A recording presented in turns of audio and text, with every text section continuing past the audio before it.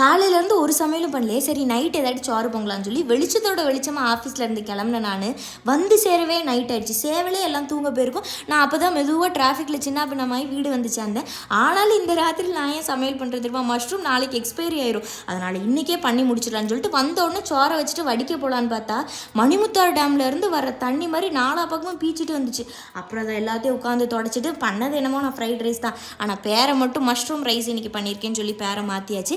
எல்லாத்தையும் உட்காந்து வதக்குன்னு வதக்கி நான் பண்ணது அது ஃப்ரைட் ரைஸ் மாதிரியும் பண்ணலை. நான் அதில் வந்து கடுகு கருவேப்பிலை கொத்தமல்லின்னு சொல்லிட்டு அப்படி ஏதோ வேறு மாதிரி பண்ணிட்டு இருந்தேன். தண்ணியை கொஞ்சம் ஊற்றி மூடி வச்சுட்டு திறந்து பார்த்தா உரண்டா தண்ணி உள்ளே இருக்குது. அப்புறம் இந்த தண்ணி என்ன பண்ணணும்னு தெரியாமல் கோரி வேறு ஒரு கிளாஸில் எடுத்து வச்சுட்டு முட்டை ரைஸ் எல்லாத்தையும் போட்டு எடுத்துகிட்டு கொஞ்சோண்டு மீன் வேறு இருந்துச்சு, அதனால் மீனையும் பொரிச்சிட்டேன். அதுக்குள்ளே இவங்களும் வந்துட்டாங்களா. இவங்க வரும்போதே சமோசாவோட வாங்கிட்டு வந்தாங்க, என்னோட ஃபேவரட். ஓகே எனக்கு நிறைய சைட் டிஷ்ஷுன்னு சொல்லி இந்த தண்ணியை வேறு சூப்புன்னு சொல்லி பேரை மாற்றி இதான் பிடிங்க அப்படின்னு சொல்லி கையில் எடுத்து கொடுத்து சாப்பிட்டாச்சு.